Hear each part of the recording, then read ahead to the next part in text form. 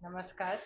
आपका स्वागत है हिंदी प्रकाशन समिति द्वारा आयोजित इस चर्चा सत्र में, जहां हमारे साथ आज मौजूद हैं एक बहुत ही विशिष्ट अतिथि, जिनका नाम है श्री मयंक नारायण सिंह। और ये रक्षा विशेषज्ञ हैं और हमारे बीच आज यहाँ पे हमारी भारतीय सेना का जो हमने पराक्रम देखा है ऑपरेशन सिंदूर के रूप में, उस पर चर्चा करने के लिए और बहुत ही महत्वपूर्ण बातें बताने के लिए आज हमारे बीच उपस्थित हैं। आप देख सकते हैं हमारे साथ एक और नौजवान युवा उपस्थित है, जिनका नाम राणा प्रताप सिंह है। और ये अ, विज्ञान सामाजिक विज्ञान संकाय में शोध छात्र हैं और मैं जंतु विज्ञान संकाय का छात्र हूँ। तो प्रश्न की शुरुआत करते हैं राणा जी से। सर, मेरा पहला सवाल ये है कि भारत पाकिस्तान की शत्रुता आज से नहीं है। वो हमको पार्टीशन के पहले से भी देखने को मिलती है। इस तरह से पाकिस्तान हमें अपना सभ्यता का शत्रु मानता है।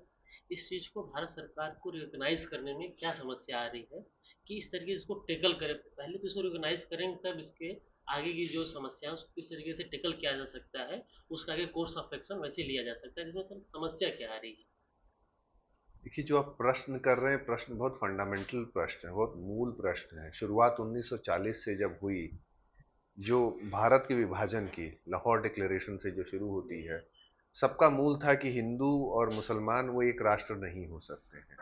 हमारे जीवन जीने के तरीके अलग हैं, सभ्यताएं अलग हैं, हर सब कुछ अलग है। जो 16 अप्रैल को आसिम मुनीर, जनरल आसिम मुनीर ने भी प्रवासी पाकिस्तानियों के सामने जो उन्होंने भाषण दिया पहलगांव हमले के पहले, वो उसी चीज को फिर से दोहरा रहे थे कि हिंदू मुस्लिम अलग हैं। लेकिन अब ये सरलता तब आती जब आपके देश में आज की तारीख में 200 मिलियन मुसलमान, ये आधिकारिक फिगर है।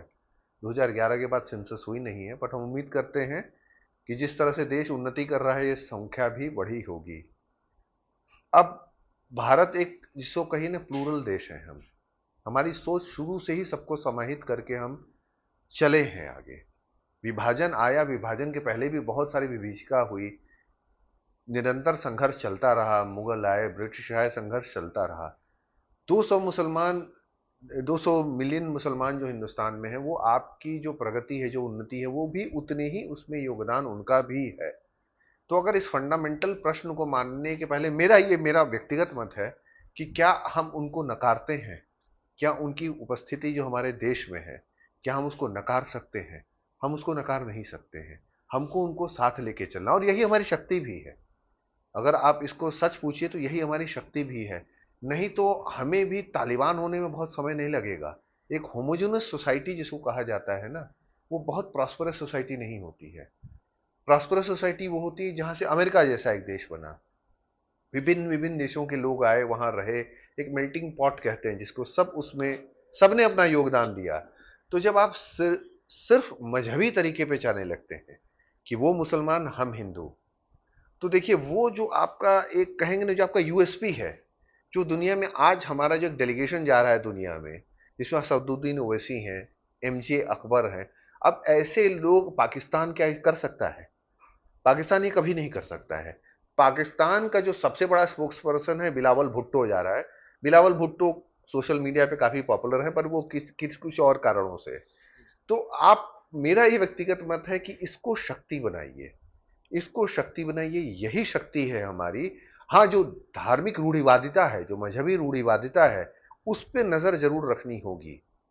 उसको आप छोड़ नहीं सकते। आप अपने अंदर, जिसको कहते हैं ट्रोजन हॉर्स, किसी भी कारण से, अभी एक यूट्यूबर पकड़ाई, हाँ। उनका मजहब क्या था?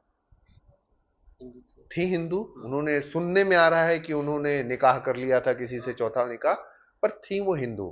तो ये जो ऐसी लड़ाइयां होती है ना, ये देखिए, मजहब पे हम नहीं चल सकते हैं। हम शुरू से लोगों को एक दिए हैं और यही हमारी शक्ति रही है। तो मेरे व्यक्तिगत रूप से ये मानना है कि ये एक बहुत बड़ा कारण है कि इसको सरकार इस तरह से डील नहीं कर सकती जैसे पाकिस्तान की सरकार है, कि उसके लिए सब कुछ ब्लैक एंड व्हाइट है। ये मित्र है, ये शत्रु है। लेकिन पाकिस्तान पे, इसी मुद्दे पे मैं थोड़ा खींचना चाहूंगा, जियोपॉलिटिकल हिपोक्रेसी क्या होती है। भारत से तो उनको सीधे सीधे हिंदू है, मुसलमान है। वो अपने को मुसलमान, जो इस्लाम का जो आइडियोलॉजी है, पाकिस्तानी आर्मी ध्यान रखिएगा। और हम जब पाकिस्तान मीन कर रहे हैं तो मैं सिर्फ पाकिस्तानी आर्मी मीन कर रहा हूं, क्योंकि वहां स्टेट नाम की कोई दूसरी चीज नहीं है, कोई इंस्टीट्यूशन नहीं है। इंस्टीट्यूशन के नाम पे एक मखौल है। तो पाकिस्तानी आर्मी जो है वो दुनिया की एकमात्र आर्मी है, दुनिया की, और इसको मैं बहुत गंभीरता से कह रहा हूं, जो टेरिटोरियल बाउंड्रीज की ही गार्जियन नहीं है, वो अपने आप को आइडियोलॉजिकल बाउंड्रीज की भी गार्जियन मानती है। तो वो पाकिस्तानी आर्मी ठीक पड़ोस में सिंकियांग में 10 लाख मुसलमान कंसंट्रेशन कैंप में है। किस लिए? उनका गुनाह सिर्फ और सिर्फ इस्लाम धर्म है। इस्लाम मजहब को मानने वाले इस्लाम पंथी हैं। व्हाट्सएप पे अगर आपके कहीं से मैसेज आ जाएगा सिंकियांग में, क्योंकि वहां इलेक्ट्रॉनिकली बड़े एडवांस है टेक्नोलॉजिकली, व्हाट्सएप सारे कंट्रोल्ड हैं, व्हाट्सएप का उनका जो चाइनीज इक्वलेंट है, अगर मैसेज आता है तो ये मान लीजिए शायद आपको परिवार आखिरी बार आपको देख रहा है। कुरान रखना प्रतिबंधित है, मोहम्मद जैसे नाम रखना प्रतिबंधित है, दाढ़ी नहीं रख सकते हैं, रोजा नहीं रख सकते हैं। और वो क्षेत्र ऐसा नहीं कि प्राचीन है, उसका इतिहास बहुत पुराना है। आज के चीन से पुराना इतिहास उस क्षेत्र का है, क्योंकि वो सिल्क रूट में पड़ता था, तो उसका इतिहास है। वहां मस्जिदें तो ऐसी तोड़ी जा रही हैं जैसे कि बच्चे खिलौने तोड़ते हैं। कभी आपने सुना है पाकिस्तान को कुछ बोलते हुए? नहीं। तो ये देखिए, ये यही ट्रैप है। जैसे ही आप इस विषय पे इस लाइन को पकड़ते हैं, आप उसी ट्रैप में चले जाते हैं जो आपके लिए तैयार कर रहा है। आपके अंदर 200 मिलियन ऐसे लोग होंगे जिनको कितना भी आप समझाएंगे, कहीं ना कहीं तो ये बात उनको भी खलेगी कि भाई हम तो अपना देश मान के रहते थे। देखिए, वो सोशल मीडिया पे वॉइसेस पे न जाइए, जो सिर्फ एक तरह से उकसाने का ही काम करती है। उसी की रोजी रोटी है उनकी, उनकी सारी व्यूज और लाइक्स उसी पे चलते हैं। बट समाज अगर ओवरऑल देखिएगा तो समाज समाहित है, समाज एक दूसरे के साथ काम कर रहा है। अगर बहुत पॉलिटिशियंस ना पढ़े ना, तो समाज अपने को, थोड़ा लड़ाई झगड़ा तो चलेगा ही। मेरे घर में झगड़ा नहीं होता है कि आपके घर में, भाई भाई में झगड़ा नहीं होता है, भाई बहन में झगड़ा नहीं होता है, पति पत्नी में नहीं झगड़ा नहीं होता है, होते रहते हैं, ये तो होते रहेंगे। लेकिन ओवरऑल आपके यहाँ फिर भी ना एक जो सामाजिक सौहार्द है वो बरकरार है। तो संभवतः ये कारण मेरे हिसाब से बहुत बड़ा कारण है और उचित कारण है कि हमें इस ट्रैप में नहीं फंसना चाहिए, जो जाल बिछा है इसमें ना फंसा जाए। सर, आपने बातचीत में व्हाट्सएप का जिक्र किया, जी। उससे मेरे दिमाग में एक और सवाल अभी आया है कि एक जब हम लोग बातचीत चल रही, लड़ाइयाँ हो रही हैं, उसमें इंफॉर्मेशन वारफेयर का भी एक बहुत बड़ा योगदान रहता है। तो किस तरीके से है, बतौर भारतीय हमारा क्या योगदान हो सकता है इस इंफॉर्मेशन वारफेयर की लड़ाई में? किस तरह से हम लोगों के पास एक अपर हैंड आ सकता है इसमें, बतौर नागरिक हमारा क्या योगदान हो सकता है और हम क्या सीख सकते हैं और इससे क्या लाभ मिल सकता है भारत नहीं, बहुत बहुत बढ़िया प्रश्न है। इंफॉर्मेशन वॉर एक, अब आजकल एक डोमेन हो गया है, पूरी तरह से डोमेन, एस्टैब्लिश डोमेन है। चाइनीज तो इनको कहते हैं कि वॉरफेयर अंडर इंफॉर्मेशनाइज्ड कंडीशंस, वो कंडीशंस ऐसी बनाते हैं। तो ये बहुत इंपॉर्टेंट डोमेन है और ये आज का नहीं है। पहला इंफॉर्मेशन और मैं बार बार कहता हूं, महाभारत से आता है। अश्वत्थामा हतो नरो वा कुंजरो, वो इंफॉर्मेशन वॉर का पहला उदाहरण आता है कि जहां पे इंफॉर्मेशन तो दी जाती है लेकिन सिलेक्टेड इंफॉर्मेशन दी जाती है। मिस इंफॉर्मेशन युधिष्ठिर के मुंह से निकलना, एक और चीज आती है, मिस इंफॉर्मेशन और डिस इंफॉर्मेशन। इसको भी ध्यान देना बहुत जरूरी है। मिस इंफॉर्मेशन होती है, मुझसे कोई बात गलती से निकल गई, मैं जानता नहीं था, ज्ञानता में मुझसे निकल गई, वो सत्य नहीं है। एक होती है मैं सत्य जानता हूं पर मैं असत्य बोल रहा हूं, वो होता है डिसइंफॉर्मेशन। असत्य इसलिए बोल रहा हूं कि मेरा कहीं ना कहीं, चाहे राजनीतिक हित हो, चाहे पारिवारिक हित हो, चाहे कोई भी हित उससे इन्वॉल्व होता है। तो डिसइंफॉर्मेशन तो उसको भगवान श्री कृष्ण ने बना दिया शंख बजा करके कि उन्हें अच्छे से पता था कि कौन अश्वत्थामा हत हुआ है। तो उसके बाद हम आए, आप 1890 के 70-80 के आसपास आए, जब जर्मन यूनिफिकेशन की बात हो रही थी, बिस्मार्क का एम्स डिस्पैच। जर्मनी के चांसलर जाते हैं फ्रांस के राजा से मिलने। उस समय फ्रांस सबसे बड़ा पावर था यूरोप में, ब्रिटिश भी थे लेकिन वो चैनल के उस पार थे। मेनलैंड यूरोप में सबसे बड़ा पावर फ्रांस था। जाते हैं, एम्स करके जगह है जहां पे ये सारी वार्ता होती है और बहुत ही अच्छे माहौल में होती है। बिस्मार्क को एक ऐसी चीज चाहिए थी, तब प्रशिया जो सबसे बड़ा राज्य था, राज्यों में बटा हुआ था जर्मनी, कि उसको मोबिलाइज कर सके, जर्मनी को, जो जर्मन थॉट है। तो वहां से एक डिस्पैच होता है, जो डिस्पैच, एम्स डिस्पैच इसलिए कहते हैं कि एम्स उस जगह का नाम है फ्रांस में। वो डिस्पैच को जानबूझ के टेलीग्राम होता था उस समय, तो टेलीग्राम ऐसा किया जाता है जिससे मैसेज ये आता है कि फ्रेंच किंग ने जर्मन चांसलर को अपमानित किया। पूरे जर्मनी में एक नेशनलिज्म की, राष्ट्रवाद की एक लहर सी जगती है कि वो बहुत छोटे तो वो भी नहीं थे। वो राष्ट्रवाद कुछ ही दिन में वो वॉर में बदलता है और फ्रांस का वहां खात्मा होता है। तो डिसइंफॉर्मेशन बहुत पुराना एक टैक्टिक्स है, इसमें पाकिस्तानी ने महारत हासिल की है। चाहे आप उस यूट्यूबर को देखिए जिसकी हम चर्चा कर रहे हैं, कई ऐसे आप फिल्म इंडस्ट्री में बहुत साफ साफ आपको लोग दिखेंगे जो एक सर्टेन एजेंडा लेकर के काम करते हैं, और एजेंडा जरूरी नहीं कि मजहबी हो। वो एजेंडा बहुत सॉफ्ट तरीके से, बहुत सटल तरीके से एक पॉलिटिशियन, एक नहीं कई पॉलिटिशियंस हैं, बड़े प्रोमिनेंट पॉलिटिशियंस हैं, जिनकी बातों को अगर आप सुनेंगे तो आप समझ जाएंगे कि इनका उद्देश्य क्या है।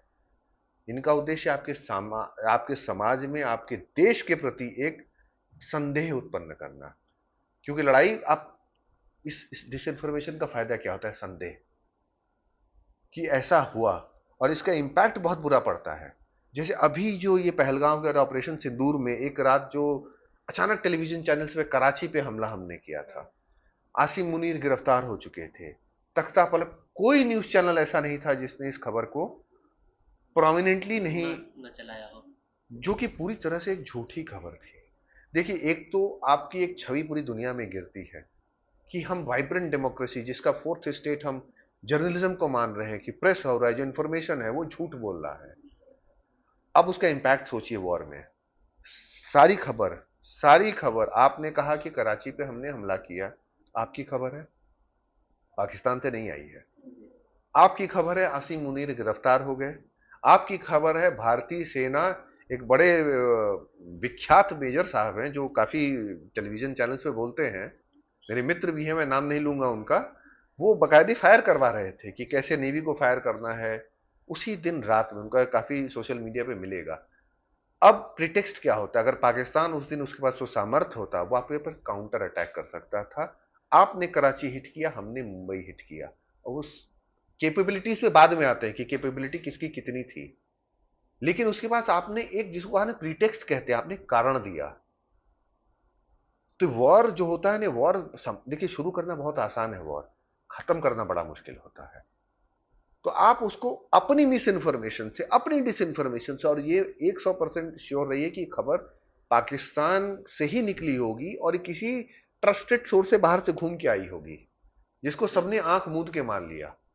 आप अपने पीआईबी के लिए वेट नहीं किए, आप अपने डीजीएमओ का वेट नहीं किए। हमारे यहां भी सिस्टम है, धैर्य रखिए। ये ब्रेकिंग न्यूज लेकर के नहीं चलने वाली है, ये वॉर है, बड़ा गंभीर विषय होता है, गंभीर विषय होता है। तो डिसइंफॉर्मेशन, तो इसके लिए मेरा जो मत है कि कोई भी खबर हो, पहले सभी लोग कहते हैं इस इंफॉर्मेशन को वेरीफाई करने का थोड़ा धैर्य रखिए, ये सबकी जिम्मेदारी है। हर खबर को प्रमोट करने में सबसे, कि हमने सुना अर्नब गोस्वामी को बोलते हुए टीवी पे, तो मैंग नारायण सिंह अपने चैनल पे तुरंत आ गए, कहीं से वेरिफिकेशन नहीं आया कि पाकिस्तान, क्योंकि खबर हमें भी तो कुछ अलग देनी है ना। तो मेरी खबर हो जाए कराची ही नहीं, लाहौर पे भी हमला हुआ है, और आखिर में आपके देश का उत्साह बढ़ता चला जाएगा, एक झूठा उत्साह है। प्लस उनको आप रीजन दे रहे हैं इस वॉर को एक अलग फ्रंट खोलने का।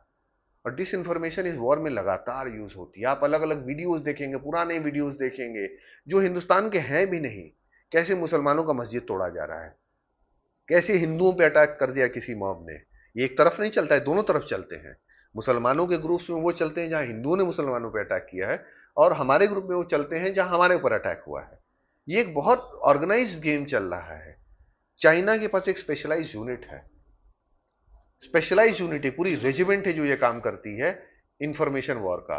वैसे इसराइल के पास है, पूरी एक, उनके पास एक यूनिट है जो काम करती है। हिंदुस्तान में अभी उस तरह से नहीं है, और उसका फायदा ये न्यूज चैनल्स और इस तरह से। तो मेरा है कि कोई भी न्यूज आए, न्यूज को वेरीफाई करिए, कुछ अपना भी लॉजिक लगाइए। देखिए, हम सब में लॉजिक होता है, तर्क हम कर सकते हैं, क्या ये सही खबर लग रही है। जब मुझको शक था 12 बजे रात तक, तो शक था, पर 1 बजे रात तक शक दूर हो गया, लगा नहीं नहीं सही खबर है। ये इतना पढ़ते हुए, इतना समझते हुए भी ये इंफॉर्मेशन वॉर होती है कि आपको गुमराह कर देते हैं। इसको पहले सतर्क होकर के समझना चाहिए। गोल्डन टेम्पल पे मिसाइल चली, कैसे उसको खबर को बदल दिया गया कि मुसलमान सिखों के ऊपर हमला ही नहीं कर सकते हैं। अब इंफॉर्मेशन वॉर में तो देखिए, इंफॉर्मेशन वेव्स तो बहुत दूर तक जा रही है ना। आपके हिंदुस्तान में हम ये बैठ के यहां बात कर रहे हैं, हो सकता है कल जब आप अपलोड करो तो सो यूएस में कोई बैठ के देख रहा होगा। तो इन्फॉर्मेशन वेव बड़ी तेजी से फैलती है, सबसे तेजी से वो फैल रही है। इसको बहुत जिम्मेदारी से हैंडल करना होगा। इसको तुरंत इसमें आवेश नहीं दिखाना है, इसमें इमोशनली नहीं इन्वॉल्व होना है। कोई भी वॉर लड़िए, जीवन के ही युद्ध लड़िए, तो तुरंत इमोशनली को अपने आप को डिटैच करके अपने आप को उससे अलग कर लीजिए। इमोशनली अगर आप रहेंगे तो आपसे गलती होगी। इमोशनल मत होइए, वेट करिए, सरकार का एक वर्जन आने दीजिए। प्रधानमंत्री बोलेंगे, गृह मंत्री बोलेंगे, राज्य मंत्री बोलेंगे, आर्मी का चीफ बोलेगा, कोई ना कोई जरूर आएगा अगर ऐसा कुछ हुआ होगा तो। F-16 का पायलट पकड़ा गया, इस तरह की खबरें कहां है वो F-16? जैसे उन्होंने, हमारे उनमें कुछ तो फर्क रहेगा ना, उन्होंने भी वही खबर चला रहे थे वो। तो इसका एक प्रभाव है जो हम समझते नहीं है। ये वॉर को ना, ये वॉर में जैसी वॉर की आग में ना पेट्रोल है, ये एस्केलेशन का काम करेगा। एस्केलेशन बहुत तेजी से करता है। तो इसको बड़ा संभाल के आदमी को हैंडल करना होता है। सर हमारे देश में जो लोग कहते हैं कि हम लोग अगर बंधे हुए तो इमोशंस की वजह से बंधे, जी तो ये इमोशंस भी तो हमको एक्सप्रेस करना चाहिए, जरूर करना चाहिए। उस वजह से अगर कोई वार हो रही है, जी एड्रेनलिन हाई है जी हमारा, हमको ये भाई हमको कुछ अच्छी न्यूज चाहिए जो जी कि हमारे फेवर में हो। जी तो क्या ये न्यूज जो है वो हमारे लिए एकदम उल्टी उल्टे वाला काम की या हमको नुकसान पहुंचाई दैन की? नहीं, अगले दिन, अच्छा मेरा इसमें मेरा काउंटर प्रश्न से, जब आपको अगले दिन ये पता चला कि ऐसे कोई चीज नहीं हुई थी, तो आपके इमोशंस क्या थे? ठगे जाने के रहे होंगे। हमें लगा कि हो सकता है कि मुझे इस मुझे तरीके तो का लगा कि मुझे तो जानबूझ बड़ा के। दुख हुआ कि मैं रात में 1 बजे तक जैग करके देखा और अगले दिन ठगे गए। अब अगली बार जब सच्ची खबर भी आएगी तो अब आपको विश्वास करने के बाद 2 बार सोचना पड़ेगा। इंफॉर्मेशन के साथ सबसे बड़ी चीज है कि अगर हम आपको, प्रोफेसर ज्ञानेश्वर चौबे को ट्रस्ट करते हैं, तो आपकी जिम्मेदारी उतनी ज्यादा बढ़ जाती है कि आप किसी भी रिजल्ट के साथ आए, किसी भी रिसर्च के साथ आए, तो उसको अच्छे से ठोक बजा के, जिसको हम कहते हैं, उसको देख लें। Good news does not mean fake news. आप, हम देखिए, हम ड्रग्स के एक्सटेसी में नहीं रह सकते हैं ना, कि हमने नशा कर लिया और हम बड़े खुश हो गए। आखिर में हमको धरातल पे आना है। तो वातावरण ऐसा बनाइए, अच्छी न्यूज बना। हमने कितने लोगों ने, आपको सच बताइए कि कितने लोगों ने पाकिस्तान को जानने की कोशिश की? बहुत कम लोगों। चाइना तो भूल जाइए, जो आपका सबसे बड़ा एडवर्सरी है चाइना, उसकी ओर तो अभी हमने सोचा ही नहीं है। हम जनता की बात कर रहे हैं, बाकी सरकारें अपना काम करें, आम जनता की बात है। मैं चाइना की बात करता हूं। आप चाइना की बात करने में लोग डिसइंटरेस्टेड रहते हैं। क्यों आप चाइना के बारे में बोल रहे हैं? चाइना हमारा क्या बिगाड़ रहा है? चाइना बिना कुछ किए बहुत कुछ बिगाड़ता चला जा रहा है, बहुत कुछ बिगाड़ता है। इस सारे के पीछे मास्टर प्लेयर चाइना रहता है। वो बहुत सारी चीजों को आपकी टेस्ट कर रहा है। ये इंफॉर्मेशन वॉर को टेस्ट कर रहा है वो। देखिए, बहुत एडवांस इकोनॉमी हो चाहिए, बहुत एडवांस टेक्नोलॉजी, आप जानते ही हैं।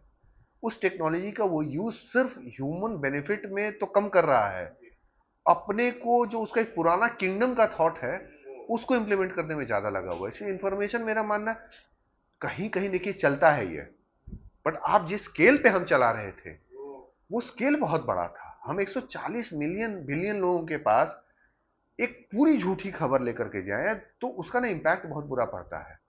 कल सच्ची खबर का भी कोई महत्व नहीं रहेगा। इसलिए इंफॉर्मेशन, प्रोपेगेंडा एक पार्ट है।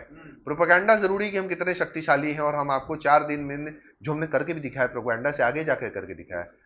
फेक न्यूज से थोड़ा बच के रहना चाहिए, उसका इम्पैक्ट बहुत बुरा पड़ता है सोसाइटी पे। सर इतने वर्जन्स जो चल रहे थे, ऐसे हुआ, ये हो गया, इस वजह से हुआ, ये मारा, वो मारा, और आपका एनालिसिस सर हम लोग जानना चाहते हैं कि शुरुआत जो है वो क्यों हुई, क्या उसके मेजर फैक्टर्स थे जिसने इसको ट्रिगर किया, और फिर डे बाय डे की कैसे स्थितियां बदली। और मतलब बहुत सारी डिस इन्फॉर्मेशन तो हमारे आसपास खूब होगी, लेकिन आपको क्योंकि एज एक्सपर्ट बहुत ज़्यादा चीज़ें पता है जो हम लोगों को नहीं पता है।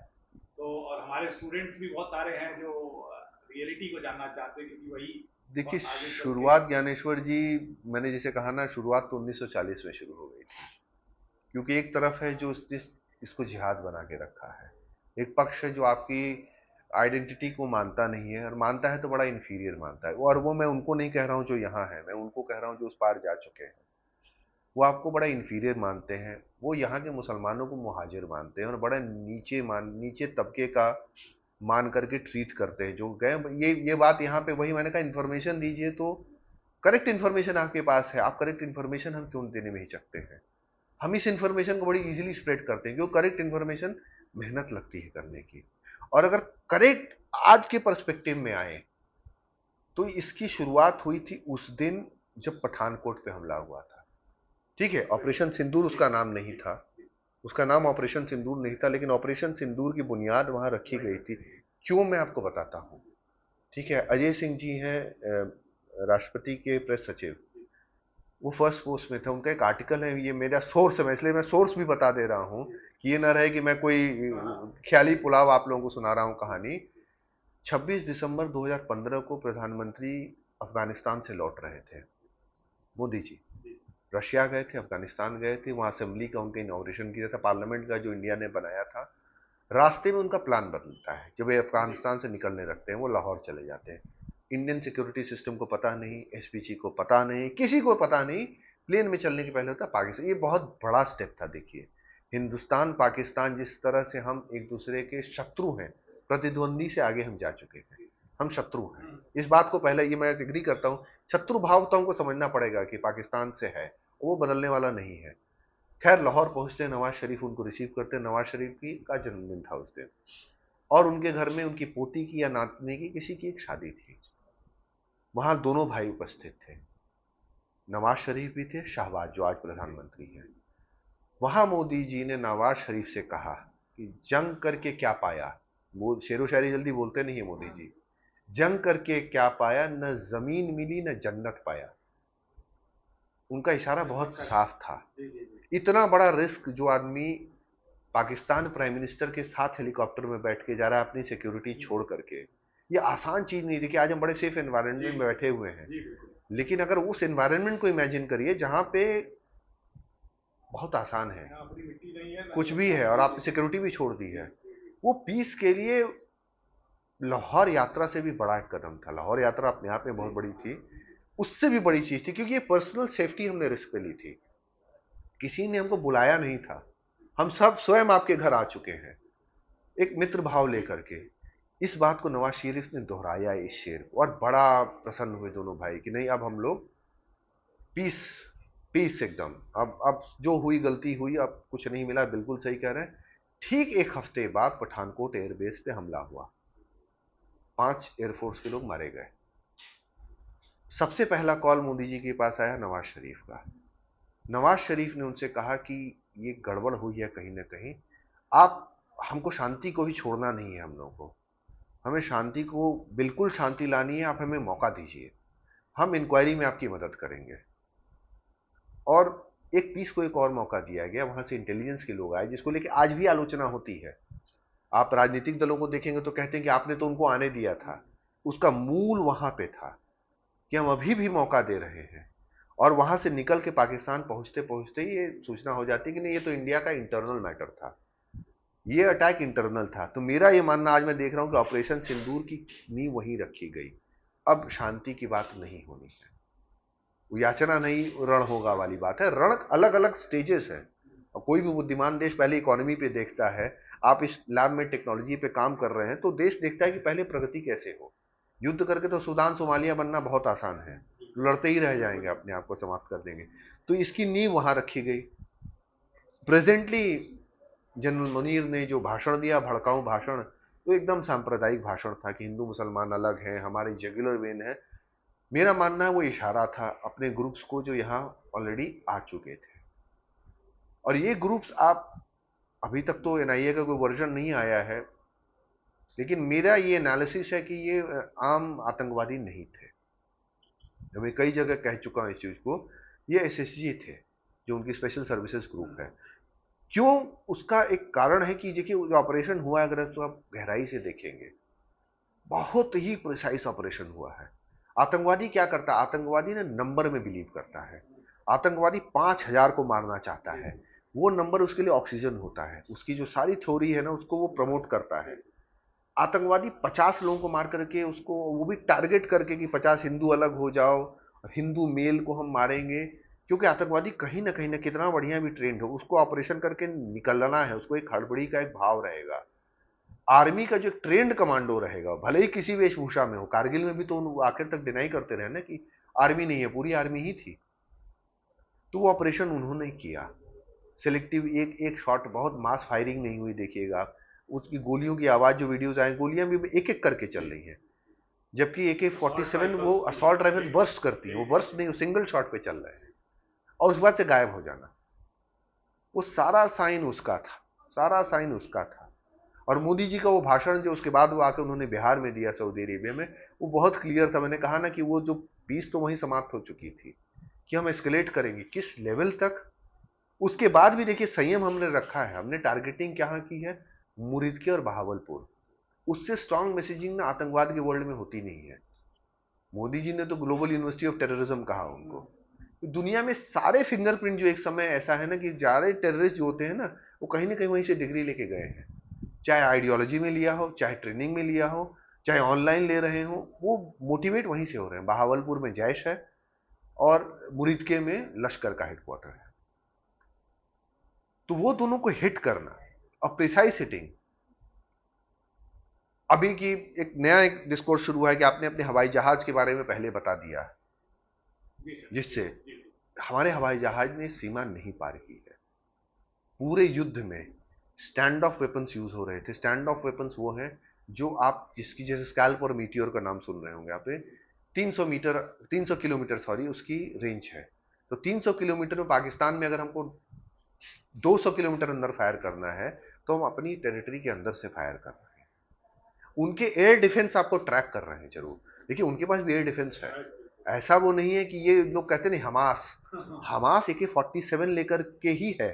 एयर डिफेंस सिस्टम हमास के पास नहीं था, नहीं हिजबुल्लाह के पास एयर डिफेंस सिस्टम था, रॉकेट थे, एयर डिफेंस नहीं था। तो एक बहुत एडवांस देश है मिलिटरली। उसको अमेरिका का बहुत सपोर्ट रहा है अभी तक, आज भी मिल रहा है किसी किसी तरीके से। चाइना का बहुत बड़ा सपोर्ट है, टर्की का सपोर्ट सबने ही देखा। तो वो स्टैंड ऑफ वेपन से बहुत प्रिसाइज हिटिंग की, रात में की कोलैटरल नहीं हो। इतना इतना आतंकवादियों का और उनके समर्थकों का ख्याल कोई दुनिया में नहीं रखता होगा कि उनको कष्ट ना हो। जिनको हुरों के पास जाना हो वही जाए, बाकी न जाए कोई भी।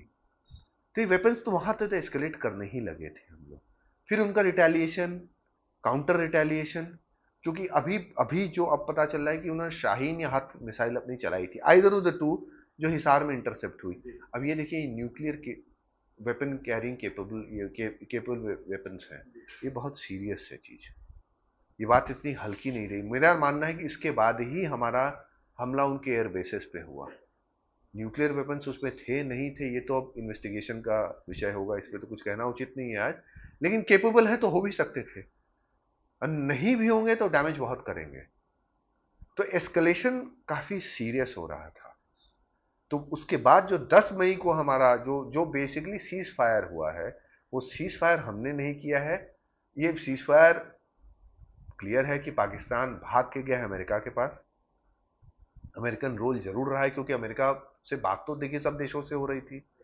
उसका कारण था जो एयर बेसिस को हमने हिट किया, जिसमें मेन है नूर खान, एयर मार्शल नूर खान एयरबेस, सरगोधा। ये दोनों बहुत इंपॉर्टेंट बेसिस थे। ये बेसिस इसलिए इंपॉर्टेंट थे कि नूर खान उनका वीआईपी है, सबसे वीआईपी है, और वो जो जनरल हेडक्वार्टर्स है पाकिस्तान आर्मी का उससे 10 किलोमीटर की दूरी पे है। मैसेजिंग क्या होती है कि अगर हम आपके 10 किलोमीटर उधर मार सकते हैं तो 10 किलोमीटर इधर भी मार सकते हैं। जो मिसाइल सब कुछ भेदते हुए वहां पहुंची है, तो सब कुछ भेदते हुए यहां भी पहुंचेगी। प्राइम मिनिस्टर के घर भी रावलपिंडी इस्लामाबाद पहुंच सकती है, कहीं भी पहुंच सकती है मिसाइल। तो एस्केलेशन वहां बढ़ा है। प्लस उनकी न्यूक्लियर कमांड वहां स्टैब्लिश्ड है नूर खान की। और सरगोदा में F-16 है।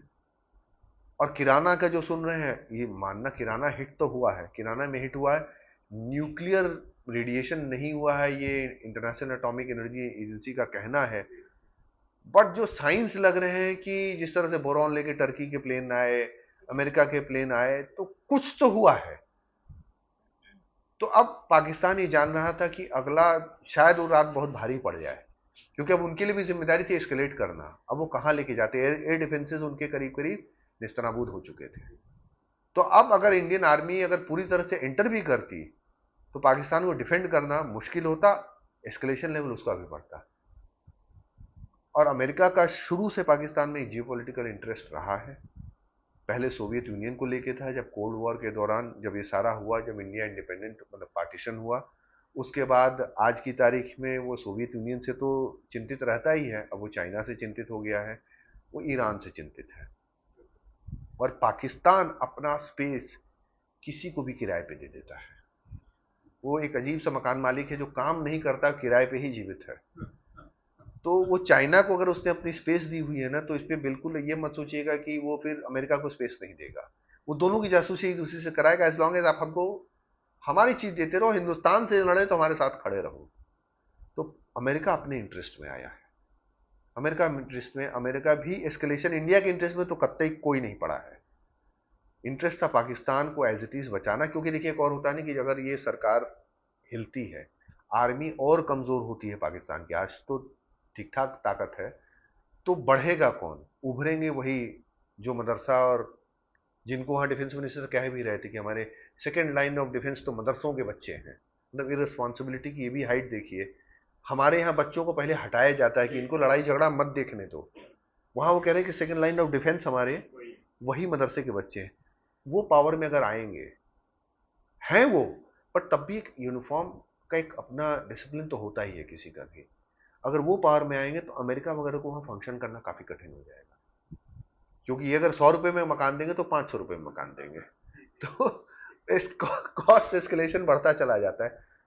तो मेरी जो एनालिसिस टोटल है ये ना कि इसके लिए ये जो सारा वॉर रुका, वॉर तो खैर किसी ने डिक्लेयर नहीं किया था, ये संघर्ष रुका, उसका मेन कारण था वो 10 मई को जो हिंदुस्तान का अटैक था। अभी सर एक सीआईए का कोई रिटायर्ड ऑफिसर थी, उसका इंटरव्यू आ रहा था कि भारत जो है तालिबान वालों के साथ मिलकर के जो असासिनेशन आजकल अननोन गनमैन जो कर रहा है, कुछ लोग उसको भगवान शिव का अवतार बोलते हैं, हमारे यहाँ एक्सट्रीमिस्ट लोगों की कमी तो है नहीं, तो वो उनके द्वारा कराया जा रहा है। तो इसमें सच्चाई भले ये तो बड़ी अब ये देखिए, की बात है, लेकिन आप क्या समझते हैं? मेरा ये मानना है कि वो जितने मारे जा रहे हैं वो अब एक्सपेंडेबल हो चुके हैं आईएसआई के लिए, उनका खास महत्व बचा नहीं है। हिंदुस्तान का, हम मैं चाहूंगा कि हिंदुस्तान का भी रोल हो उसमें, भारत का रोल हो, बिल्कुल होना चाहिए, क्योंकि मैसेजिंग जब तक होती नहीं है युद्ध में तब तक समझते नहीं। पर देखिए किसी भी देश में घुस करके लगातार हत्याएं करते रहना बहुत बड़ा चैलेंज होता है, अनलेस कि वो एजेंसी कहीं ना कहीं या तो स्वयं कॉम्प्रोमाइज हो या वो एजेंसी खुद ही कर रही हो ये सारी चीज। मेरे हिसाब से अब ये किसी काम के रहे नहीं है।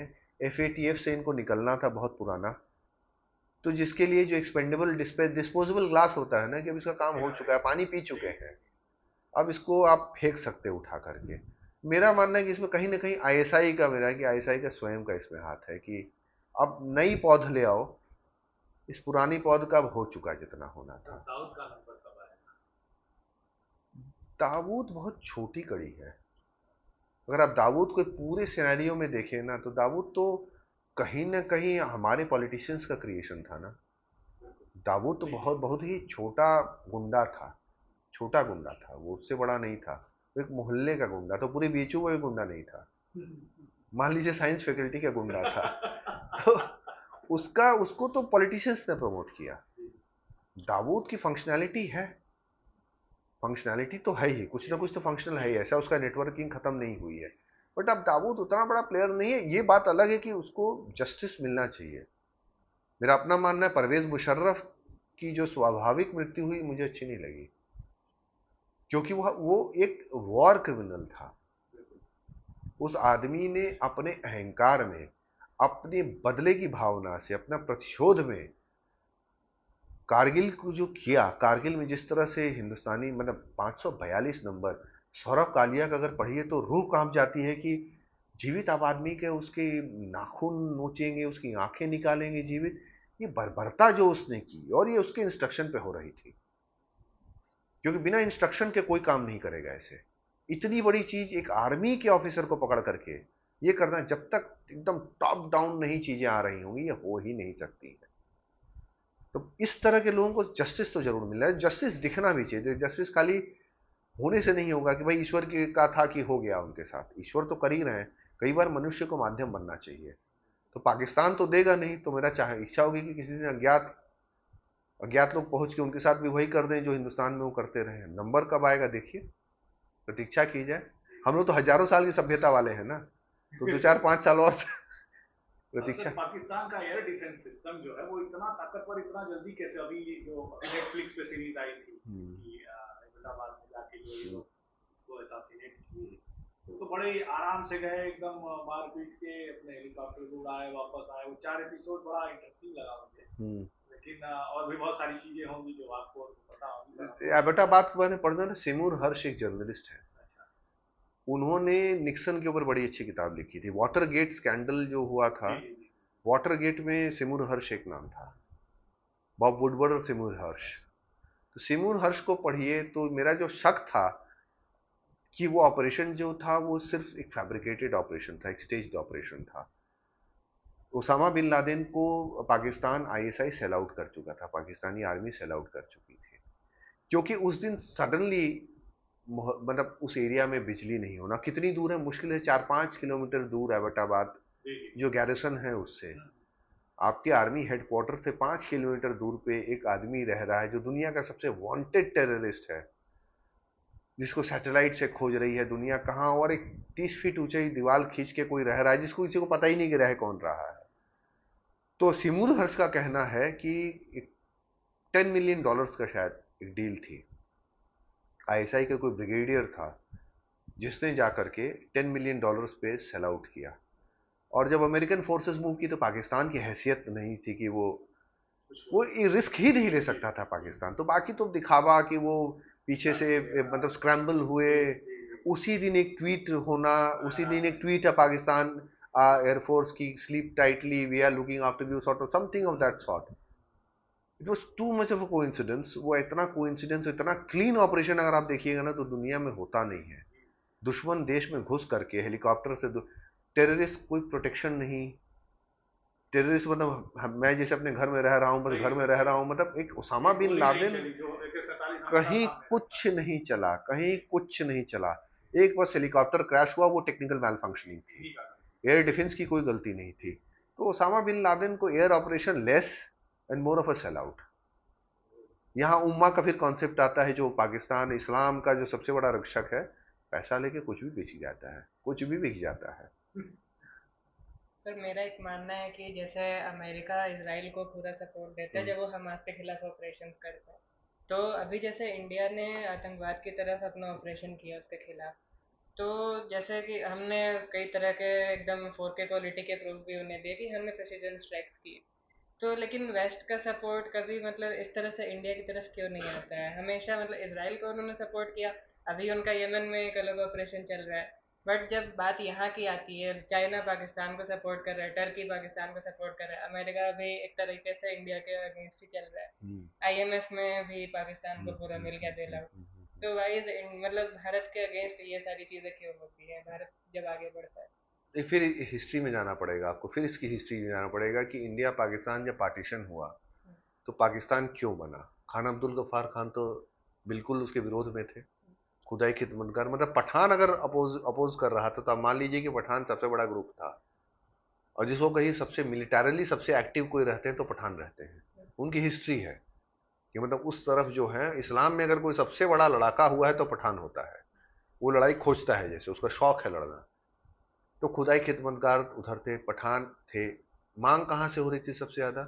जहां आपका नंबर, जहां आपको सबसे ज्यादा खतरा होता है, वो खतरा कहाँ था? यूनाइटेड प्रोविंस में, यूपी में। मांग कहाँ से उठी? अलीगढ़ से। मेन आइडिया अलीगढ़ की थी, लाहौर और कराची की आइडिया नहीं थी पाकिस्तान बनने की। लेकिन बना कहाँ पाकिस्तान? बना पाकिस्तान उधर जा करके। उसके लिए देखिए वो बहुत क्लियर होने वाला था, हिंदुस्तान को ब्रिटिशर्स ऐसे नहीं छोड़ सकते थे, इतिहास को समझिए। जो फॉर्म में, जो फिजिकल फॉर्मेट था, ज्योग्राफी में था उस समय हिंदुस्तान, वो बहुत बड़ा जियोग्राफिकल लैंड मास था। आप अरेबियन सी से उठते हुए अंडमान सी पूरा पार कर जाइए, इतना बड़ा वाटर का मास जो है। अमेरिका में एक महान थ्योरी है, महान वहां एडमिरल थे, उनकी थ्योरी थी कि जो वाटर को कंट्रोल करेगा वो दुनिया को कंट्रोल करेगा, दुनिया के ट्रेड को कंट्रोल करेगा। और वो कंट्रोल मिलिट्री करेगी, ऑब्वियसली नेवी करेगी, उसके बिना तो बिजनेस कंट्रोल नहीं करता है ना।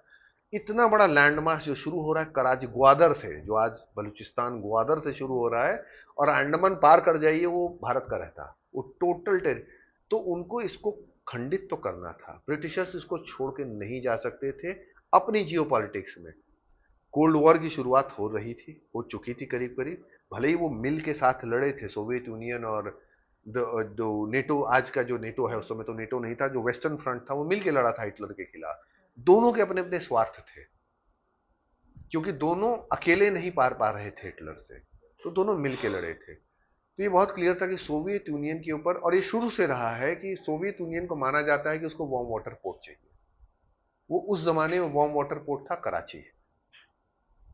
तो 1800 वाले दशक में जाइएगा तो वहां पे ब्रिटिश अफगान वॉर हुए हैं। उसका मेन कारण यही था कि ब्रिटिशर्स को हमेशा ये एक संदेह था कि सोवियत यूनियन, मतलब जार जो था उस समय वहां पे, जार भी नहीं तो जार जो था वो कराची लेना चाहता है, तो ये फॉरवर्ड मूवमेंट करते थे इधर से।